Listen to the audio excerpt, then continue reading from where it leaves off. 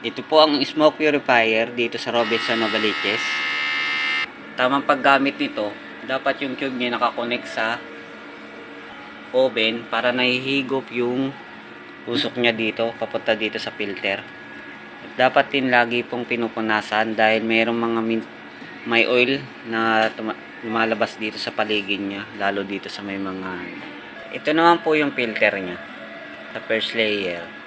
Ito po yung second layer ng filter. Malakas naman ang higop niya. Ito po yung adjust kung gaano kalakas ang higop. Depende na rin sa load natin kung gaano karami at basta dapat natin lakasan.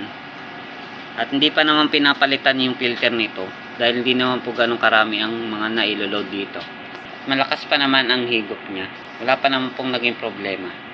Ito naman po yung stocks ng filter natin. Meron pa tayong 2 sets. Wala po tayong problema sa stock. Enough stock po. Yun lamang po at maraming salamat.